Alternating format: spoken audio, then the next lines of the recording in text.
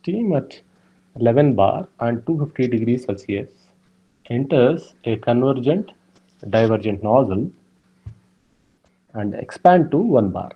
So calculate the throat and exit area if the mass flow rate is 1 kg per second.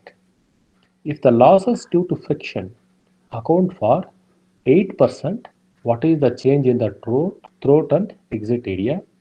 If the isentropic conditions are considered, what is the mass flow rate and the mechanical energy of the jet? So see this why I took this particular problem is actually, so there is a lot of option for you to write the code. So maybe if you are good at programming, so this particular problem I want you people to try and write a MATLAB code.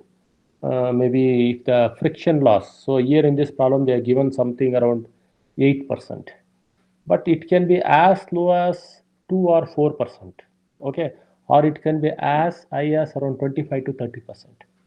So what you can do is actually, so you can write a code for friction loss varying from 2% to around 30% in steps of around 2% or so. So that is 2%, 4%, 6%, 8% like this, and try to get some kind of a plot of what is the loss. Okay, that is your velocity loss at throat and with respect to exit. So make some comparison. Okay, that I will give as an homework. You people can try. So same thing try, it can be tried using a Microsoft Excel, or if you can try it on a MATLAB. So you have to use a little bit of your brain and try to solve this problem. So why I have taken this particular problem is, I do have an ideal condition, then there is a loss. So there are two cases here. So let's try to solve the first case, then we'll go to the second case actually. So let's try to go for the first case and we'll draw the HS diagram first actually. So the HS diagram will be something like this. This will be my HS diagram. Okay, so HS, and I do have three pressures here. Okay, so this is my first pressure P1, then P2, then P3. So I do have a dome actually. So the dome is your saturation line, which will be going like this. So it is 250 degrees. See, it's a dry saturated steam. See, steam at 11 bar and 250 degrees Celsius. Now, what is it actually? You have to go and check corresponding to 11 bar. Okay, if the corresponding saturation temperature is less than your 250 degrees Celsius, then the condition of the steam is superheated. Okay, now if I try to look into that actually, your saturation temperature is roughly around maybe around 180 or something. So what will happen? So it's more than, so it's around 200 or something, 200 plus. Such this condition of the steam for this condition will be uh, superheated condition. Okay, so what we have to do actually, so I do have a saturation, that is your constant temperature line, that is 250 degrees line, and this will be your point 1. Okay, so this will be your point 1 at P1. So this is my P1, so this is my P2, this is my P3. If I have an isentropic expansion, so the isentropic expansion will be something like this. Okay, so isentropic expansion is from point 1, it will be going to point 3. Okay, so this is my isentropic expansion. If I call this as 2 dash, this as 3 dash, whatever it may be, then what will be your actual expansion? So your actual expansion will be along the path like this. So this is what red line. So this will be 0.2 and this is will be 0.3. So I'll be having an actual expansion and I'll be having an ideal expansion. Okay, isentropic expansion. This is how your HS diagram will look like. Now let us try to write the data what is given actually. So the data what is given is actually, so they have given the P1 is equal to 11 bar and your T1 is equal to 250 degrees Celsius, and your expansion, that is at the exit, it is 1 bar. I don't know the value of P2. P2 I need to find using the formula. So I need to calculate the what I am supposed to find. So the mass flow rate is 1 kg per second. Okay. What I'm supposed to find? I am supposed to find your A2 and A3, that is throat and exit area. Now there is a second case. If the losses due to friction account for 8%, so because of the friction, what will happen? The P2, which is around whatever the pressure I'm going to, there will be a slight change in the pressure. So for that, actually, I need to find, if I call that as some A2F or A3F due to friction, or A2 dash or A3 dash, whatever it may be, that is your second case. Okay, here I need to do it for two cases. Let us consider for the first case. Case 1. Okay. Now for an isentropic flow,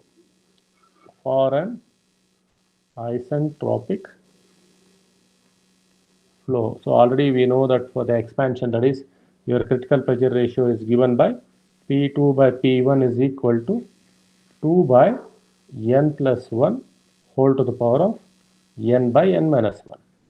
Okay. So what is the value of n here? N is equal to 1.3 because your T1 is greater than T saturation at 1. Okay, superheated conditions, I will put n is equal to 1.3. So if I substitute, this will be 2 divided by 1.3 plus 1 whole to the power of 1.3 divided by 1.3 minus 1. So I'll be getting my P2 by P1. Okay. 2.3, okay, whole to the power of 1.3 divided by 0.3. So I'm getting around 0.5457. Okay, 0.5457 or roughly around 0.55. Okay, so therefore what will be the value of P2? It will be 0.55 into 1. So this will be point, so it's 1 bar, so sorry, P1 is 11 actually. So P1 is 11. Okay, so 0.55 into 11. So it is 6.05 bar, or I can tell it is 6 bar. So if I take 0.645457, I am getting around 6 bar. So 6 bar is my intermediate pressure. Okay. Now I can solve this problem using your Mollier chart, or I can solve this problem using your steam tables or whatever. Let's try to use Mollier chart because it's a bit faster. So you people can do it. Now corresponding to this H1, so your P1, so draw an horizontal line, I'll be getting my H1. Okay. So here if I try to go, only I'm going with isentropic. See, from the Mollier chart,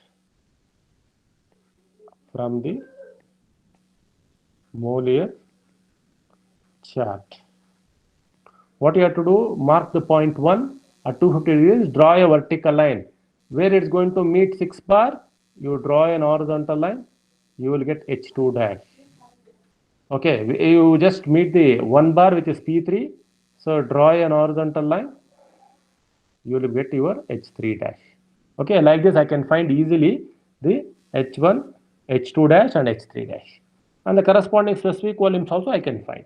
So H1 is equal to, so roughly I'm getting around 2,949, some around 2,950. You can just verify this values. It may vary in decimals. Okay. So V1 is around 0.3 meter cube per kg, and H2 is equal to around 2000, slightly more than 2800. So I'm taking 2810. Okay. Then so your H3 is equal to 2500 kilojoules per kg. Okay, Sorry, then dash yeah. and H2 dash, no, sir. What is it? H2 dash, no, sir. Yeah, H2, H2 dash, H2 dash and H3 dash. Okay, just on the isentropic line. So it's considered actually, because on the isentropic line it will be H1 minus H2 dash. Okay, now So now maybe if you want, you can find the corresponding x2 and x3. So I'm getting around x3 is equal to around 0.91 or something. So x2 I'm getting around 0.94. So I'm taking rough. It's slightly more than 0.93. You may get around this value, 95 or 96. Don't fight for that actually. So that's an approximate value what we got. So we got all these values. Now what is the velocity at the throat? Okay, velocity at the throat. So V2 is equal to, this is all for the isentropic condition. So V2 is equal to 44.72 square root of H1 minus H2 dash. Okay, here I am going to substitute everything in terms of your, what is it actually? It is in terms of kilojoules. Okay, so if I try it, so it will be 2950 kilojoules per kg. Okay, so this will be 44.72, okay, into, okay, 2950 minus your H2 dash is 2810. So one of you please do the calculations and tell me the values. 529.1, sir. 529.1. 1. Okay, so I'm getting the same value. Okay, so 529, 521, Sorry, 529, sir. 529. Okay, fine. 529.13. 529.13 meters per second. Okay.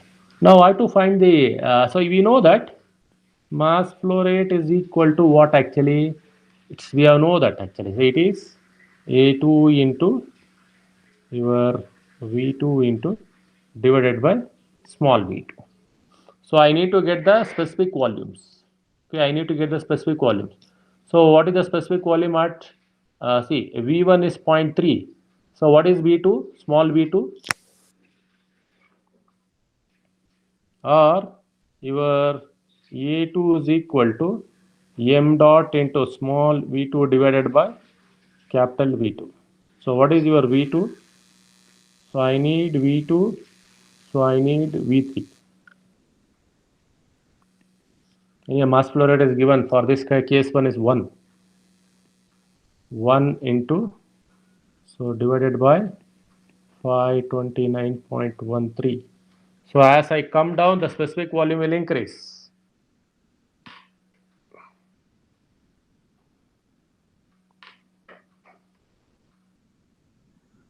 Sir, for 6 bar, V2 is 0.315, sir. 315 at roughly around 0.32. Okay, so Yes, sir. 0.32. So similarly find for V3. Okay, this is 0.32 divided by 529.13. So this is 6.047 or 48 into 10 to power of minus 4 meter square. Okay, now similarly velocity at the exit. Velocity at the exit.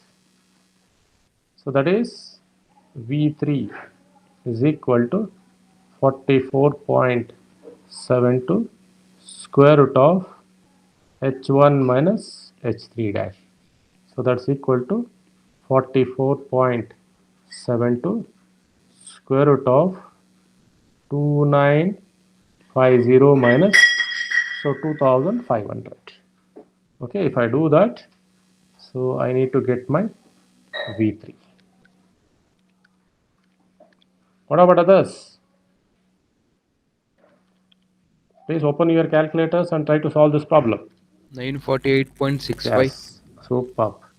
948.654. Okay, 948.65 meters per second. So this is the velocity which should be more because it's a converging diverging nozzle. So the velocity should be more. Now similarly I need to find, so I will use the same formula, that is m dot is equal to A3 into V3 divided by small v3, or your A3 is equal to m dot into small v3 divided by your velocity. Okay, so in your m is equal to 1. So what is the value of v3? V3 should be slightly greater than your 0.32, so it makes it 1 bar. 1.69377. Yes, super. So 1.69. So roughly we'll take 1.69 meter cube per kg. So 1.69 divided by 948.65.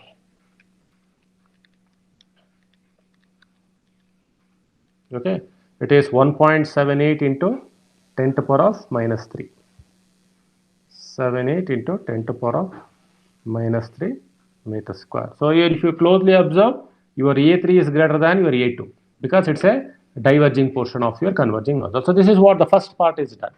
Now the second part, so what they are telling actually, there is a loss, that is 8% loss.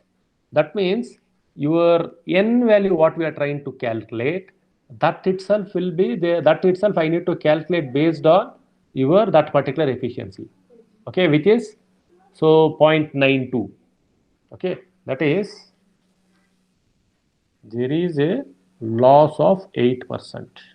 So we call that as case 2. Let me take the next page. This is for case 2. So there is a loss of, that is frictional loss. Okay, write that. So that is, I do have the frictional loss of 8%. So that means if I take eta as the percentage, so your eta will be 1 minus 0.08, that is 8 by 100, it is 0.92. We can call this as nozzle efficiency or whatever it may be. So here I'm going to introduce one particular formula to find the new value of expansion. Okay, so I will have a new value of expansion because of the friction. What will happen actually? Instead of expanding to 6 bar, it won't come to 6 bar, but it will be slightly above that. Okay, that means the new value of n dash, we call that as n dash.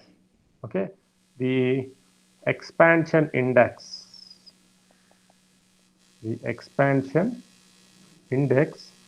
n dash is equal to n divided by n plus your eta into 1 minus n. Okay, that is 1.3 divided by 1.3 plus 0.92 into 1 minus 1.3.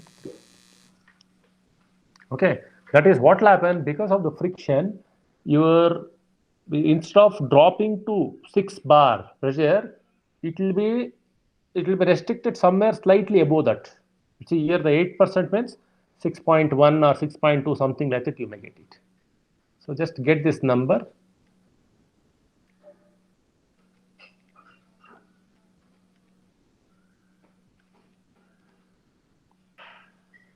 It should be below your 1.3. How much you are getting? 1.269. Okay, 1.269, or I can take it as 1.27. So which is less than your 1.3. Okay. Now for this n dash, I need to find the axial throat pressure. We call that as an axial throat pressure. Axial throat pressure. Axial throat pressure. That is, it's given by P2 by P1 is equal to, okay, 2 by n dash plus 1 whole to the power of n dash divided by n dash minus 1. So wherever you had n, actually you substitute n dash. So this is actually, we can call this as P2 ACTR actual, or P2 axial to your P1 is equal to 2 divided by 1.27 plus 1 whole to the power of 1.27 divided by 1.27 minus 1. So I'll be getting P2 actual. Okay. So anyhow, P1 is equal to 11 bar. So multiply by 11 bar, you'll be getting it. How much you're getting?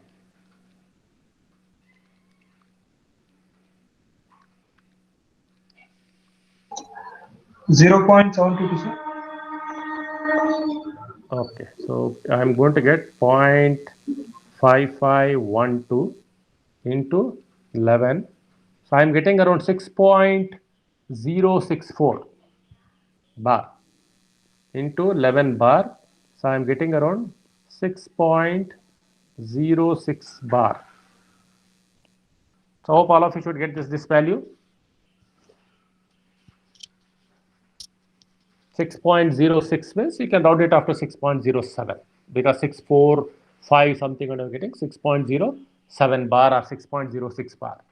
So if I come back to the HS diagram, okay, I will be having a new value. So what will happen? See, I will be having a other pressure line. So the pressure line will be something like this. This will be the pressure line for this. Okay, this is actually, we can call that as P2 dash. So what is this actually? So P2 actual. So this is actually P2 actual. So instead of expanding to 2 dash, it will expand to this particular thing. Maybe you can call that as 2 double dash. Isentropically, so that expansion even on the actual also, it will be somewhere here. So your 2 will be on this particular thing. I can call that as 2 triple dash. So the intermediate pressure will change because of the friction, 8% friction. So I told you that you try to write a program so that the friction is as low as 2% to as high as 30%. So what will happen if I take a friction of 30%? What will happen if the friction is 10%? So one problem, if you write a code and try to solve it and try to get all, maybe using the Excel or something, you'll be able to get the numbers. Okay, that's how you'll be able to get it actually. You got it? So now, so P2 actually 6.064 bar. Now for this condition, we'll try to find the actual velocity. So actual velocity at the throat. Actual velocity at the throat. That is V2 actual. So this is given by 44.72. Okay. Square root of, you multiply by your that efficiency, H1 minus H2 dash. Look at this. See, you have to go to your this thing. It's a H2 double dash, sir. H2 double dash. So you should able to go and get the value of H2 double dash. So just you have to go to this particular thing. So corresponding to that, you have to get H2 double dash. So that is the value you have to get it. So H2 double dash is actually, it is, see, it will be slightly above your 2800. So it will be just roughly I am taking 2820. Okay, roughly around 2820. So H2 double dash. So H2 double dash from your this particular thing is actually, so from your Mollier diagram, it is 2008. It will be slightly more than that. So I am taking this value. Okay, 2820.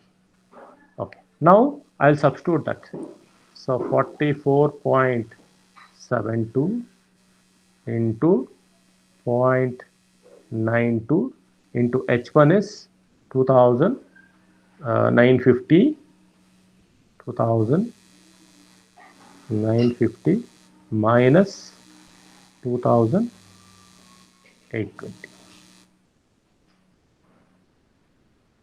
Okay, now if I do that, I'll be getting my the V2 actual.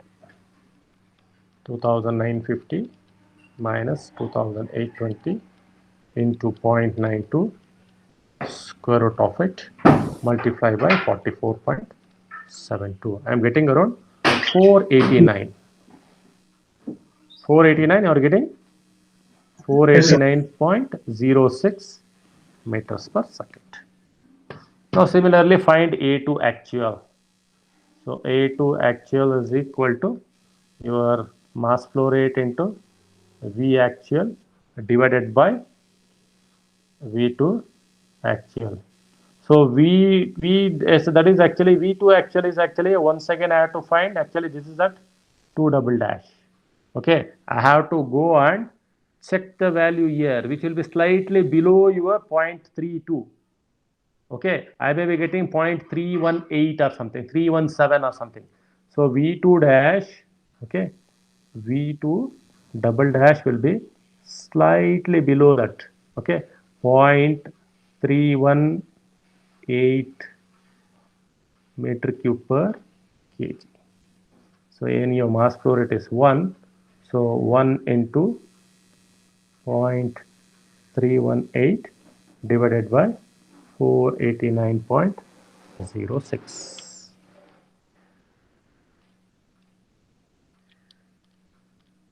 Okay, so you can cross check and verify. So this will be 6.5 into 10 to the power of -4 meter square. So in the earlier class we got around 6.48, no, 6.04. Here because of the friction there is a slightly increase in your area. So similarly I can find velocity at exit. Okay, actual velocity at the actual velocity at the exit. Actual velocity at the exit. Okay, so here, so only thing is what I'm going to do actually, I need not. So here I'm going to put V3, that is actual, is equal to 44.72 square root of your eta multiplied by H1 minus H3. Okay, H1 minus H3. So this will be 44.72. So eta is 0.92, 2950 minus 2500. So this is my V3 actual. Okay.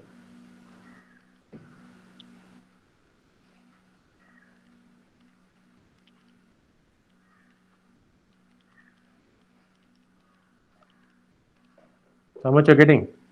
Around 909.9.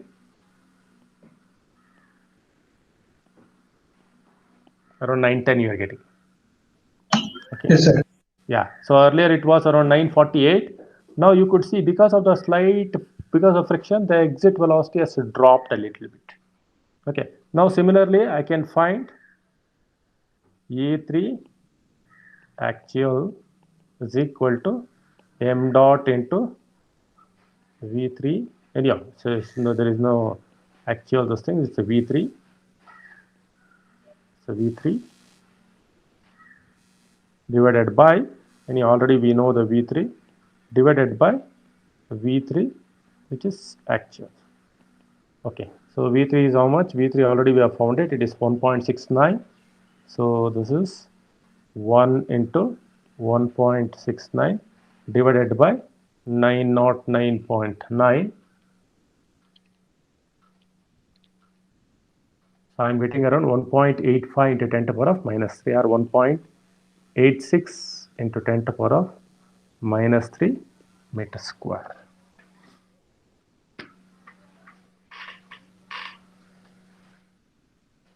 Okay. Now how to find the mass flow rate actually? See, third condition, see, this is to find both the cases we have done. If the isentropic conditions are considered, what is the mass flow rate and the mechanical energy of the jet? What will be the actual mass flow rate actually? Okay, what will be the actual mass flow rate? You consider V3 actual, A3 and V3 axial. So what will happen here? See, we have considered this to be one particular thing. So we have considered 1 into 1.69 divided by 9.948.68. Okay. Here also we have considered 1, okay, with 1 into 1.69 divided by your 9.9 and we got around 1.86. That is your A3 axial. Okay. Now for if there is an isentropic conditions, A3 in the equation. So A3 in the equations, I need to put your corresponding actual, instead of actual A3, I'll put the original A3 what I calculate. So your mass flow rate for isentropic condition. Let me put that. Okay. So it's a simple thing. Your mass flow rate for isentropic condition, for isentropic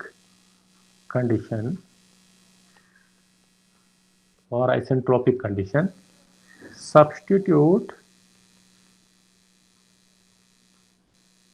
what you have calculated, not the actual A3. Okay, this is your actual A3. You have to calculate your original A3, what you have calculated. A3 in the equation. Okay, to calculate actual mass flow rate. Because that is your A3. So one what we are consider, that is a theoretical one. So your actual will be changing to calculate the what is called as actual mass flow rate. Okay. So therefore your actual mass flow rate is equal to rho AV, that is your velocity. Okay. Your velocity is, say, this is your A3 into V3 actual divided by your V3, whatever is that. So it's actual or both are same. So your A3 is actually what it is?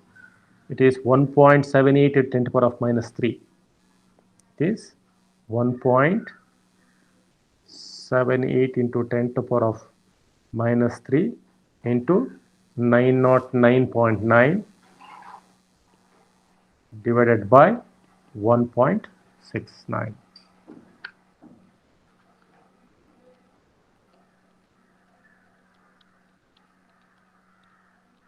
How much are you getting? It will be slightly less than your 1. That is, I'm going to get 0.958 or 0.96. 0.958, sir. Yes, 0.96 kg per second. Okay, so earlier it was theoretical was 1, now slowly it has reduced. What will be the mechanical energy of the jet? Half rho mv square. That's it. So the mechanical energy of the jet, that is an extra thing. This is so mechanical energy at the exit of the jet. So mechanical energy of the jet is an extra thing. I'm asking you people to solve in this actually. This is given by half, or say half mv square. Okay, half rho v square, whatever is that particular thing. So here it's given by half into your actual mass flow rate into your V3 actual square. That is 1 by 2 into 0.96 into 909.9 square. So this is your actual mechanical energy. This is an extra thing. I'm asking you people to do this. Okay, 909.9 square. So this will be around 397. 7.4. So what will be the unit for this?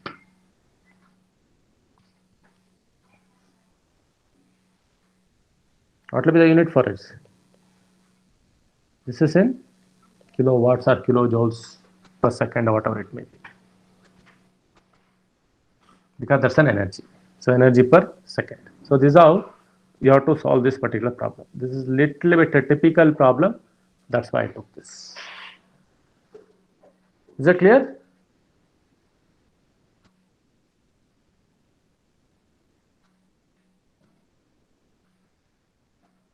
Yasin or Anand? Okay, shall we go to the next problem?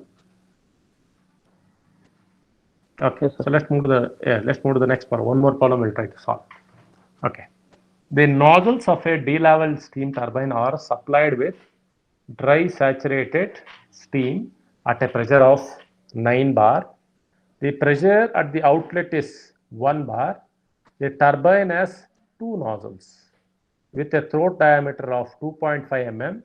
Assuming the nozzle efficiency as 90% from that of the turbine rotors 35%, find the quality of the steam used per hour and the power developed. Okay, so I can solve this problem using Molière chart once again, and I can solve this problem using your maybe the steam tables. So we'll try to use Molière chart, and I'm going to leave you. You people can try this problem for the maybe how to solve this particular problem using the steam tables. So let's try to write the data what is given. Solution. So data is P1 is equal to 9 bar. 9 bar. The pressure at the outlet is, that is your P3. Okay. So P3 is equal to 1 bar. Okay. And the number of nozzles, let me call it as I, is equal to 2. So they are telling that the nozzle efficiency is 90% and that of the turbine rotor is 35%. What is that actually? That of the turbine is 35% means it's a mechanical efficiency. Okay, so the efficiency of the turbine they are telling. So the nozzle is actually it is 90%. You can call this as turbine efficiency or mechanical efficiency, which is 0.35 or 35%. Yes, 35%. This is what they are given. Okay. Now, if you look into this particular problem, so this is also a CD nozzle. Okay. So you most of the times you'll be using a CD nozzle. They have to find the P2. So let me draw the HS diagram. So almost all the problems you should be able to draw the HS diagram. Then it will be easy for you to solve this. So this is my enthalpy, entropy. So I do have three pressures. This is for P1, P2 and P3. So P2 is, they are not given, I need to find P2. Okay, so it's expanding. So this I do have the dry saturated line, or we call it as saturation line. Okay, saturation line. So saturation line. So then, so they are telling that it is dry saturated steam. Okay, then point 1 will be at this particular point 1. So if I try to go with an isentropic expansion, okay, if I try to go with an isentropic expansion, so it will be going in this fashion. Okay, this is how it is actually. 1, this will be 2 dash, this will be 3 dash. If it is an actual expansion, okay, if it's an actual expansion, it will be going in this particular fashion. Okay, this will be 2, this will be 3. Okay. Now at any given point, I want to find the enthalpy from your entropy diagram actually. This will be my H1. This will be my H2 dash. Okay. Then if I try to find it here, actually, I'll be getting H2. Then this will be H3 dash. Then if I draw an horizontal line, this will be H3 dash. So 1 is enthalpy drop, H1 minus H2 dash.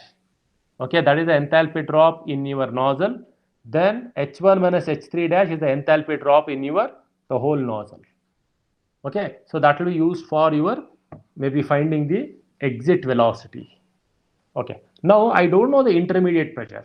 Okay, so we know that the intermediate pressure, that is the throat pressure, is given by this formula. The throat pressure, okay, so P2 is equal to, or P2 by P1 is equal to, so this formula, that is 2 by n plus 1 whole to the power of n by n minus 1. Okay, Here, for dry steam, N is equal to 1.135. 1.135. If it is superheated condition, I would have used 1.3. So for a dry steam condition, it is 1.135. So therefore, P2 by P1 is equal to 2 divided by 1.135 plus 1 whole to the power of 1.135 divided by 1.135 minus 1. So I'm going to end up with, this is around 0.58. So your P2 is equal to 0.58 into 9. Okay, it is 5.22 bar. So intermediate pressure I am getting around 5.22 bar. So 9 bar to 5.22 bar, then it's expanding to 1 bar. So now from the Moliere chart, let's try to take the values. Okay, so what are the values from the Moliere chart? From the Moliere chart, let me take the values. Enthalpy values. H1 is around 2770 kilojoules per kg.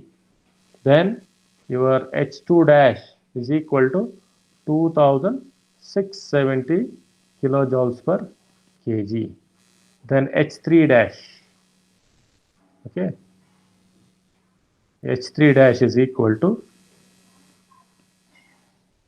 2400, roughly around that particular point.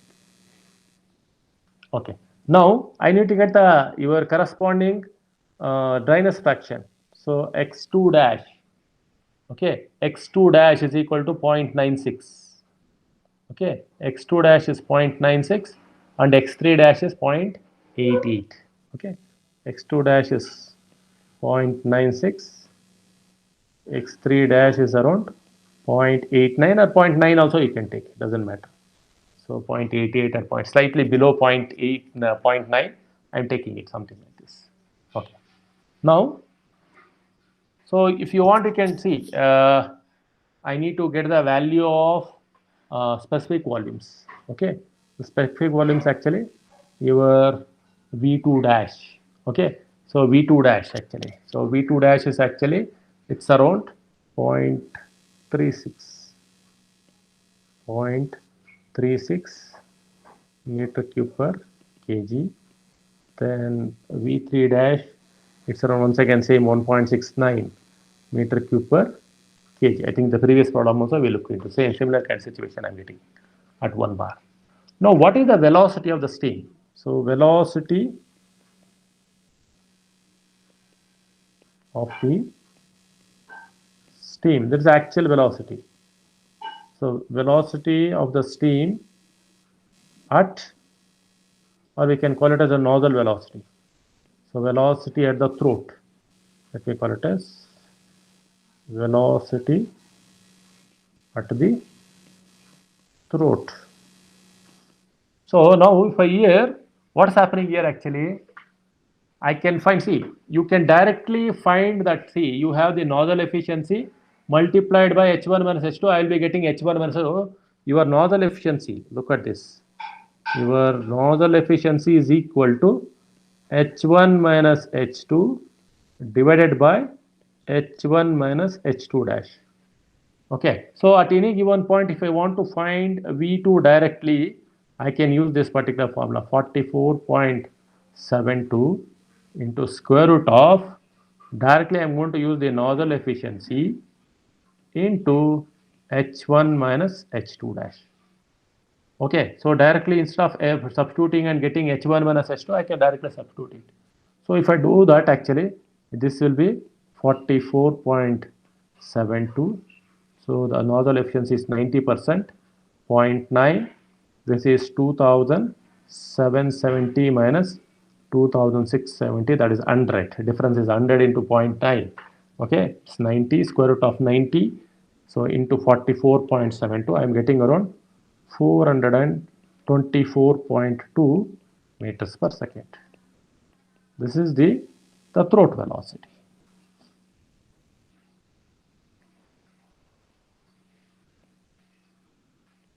So the throat velocity. So how to find the exit velocity? If you want, you can find the, see, I can find A2. How to find A2? So A2 is nothing but they are given D2 as 2.5 mm, no? Yeah, they are given D2 as 2.5 mm. I can find the corresponding mass flow rate. Okay, A2 into V2 divided by your X2 into that particular thing, I'll be getting the mass flow rate. So E2 is given by area or throat area. Throat area. Throat area. I say, okay, that is A2 is equal to pi by 4 into your D2 square. And one more thing, you have to be very careful here actually. Okay, it is having two nozzles. Okay, so what is the total throat area? See, each nozzle is pi by 4 into D2 square. I have to multiply by I. Okay, to consider for the total throat area.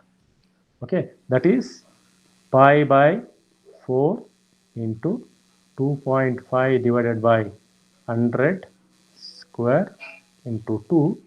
So I'm getting around 9.82 into 10 to the power of minus 6. 9.82 into 10 to the power of minus 6 meter square. Okay, once I find this, I have how to find the mass flow rate. See, the mass flow rate is given by the mass flow rate m dot is equal to, okay, it's given by your A2 into your V2 divided by X2 dash into your V2 dash. Okay, so that is A2 is 9.86 into 10 to the power of minus 6 into your V2 is 424.2 divided by, this is 0.96 into 0.36. So your mass flow rate I am getting around 0.0118. I will round it up to 0.012 kg per second. Okay, I got the mass flow rate. Now, what is your exit velocity? So velocity of throat we have found. So velocity at the exit or exit velocity. So velocity at the exit. So this is given by your V3 is equal to 44.72 square root of, so nozzle efficiency once again, multiplied by H1 minus H3 dash. Okay, so this is equal to 44.72 into, so your nozzle efficiency is 0.9 into 2770 minus 2400. So for 770, so 370 into 0.9 into square root of it, I am getting my V3 roughly around 815.98, so 816 meters per second. Okay, so this is about this particular velocities. So what have they asked actually? They have asked us to find the power developed or energy. Okay, so that is the energy developed means you were actually, so what in the previous problem we looked at, no, mechanical energy of the jet of, see this particular thing, of m dot into V3 square, that is the energy supplied. Okay, energy supplied by the steam to the turbine or a rotor per second. So energy supplied by the working fluid, that is steam, to the rotor or a turbine per second. So this is given by of into m dot into your V3 square. So let's substitute it everything we know. Just now we found the mass flow rate also into 0.012 into 816 square. Okay, so I am getting around 3.99 kilowatts or roughly around 4 kilowatts. This is the energy. Okay, now See, this is the energy supplied or energy that is getting converted from the turbine, or what is that particular thing. So but there is a mechanical efficiency or turbine efficiency. So if I multiply, what is the actual power actually? The actual power developed or actual power required in this particular nozzle. So the actual power developed is, so actual, the power developed is equal to your turbine efficiency or mechanical efficiency multiplied by this energy developed. We call this as energy developed. So that is ED. So which is 0.35 into 4 kilowatts. Okay, so roughly around 1.44 kilowatts. So this is the power developed by the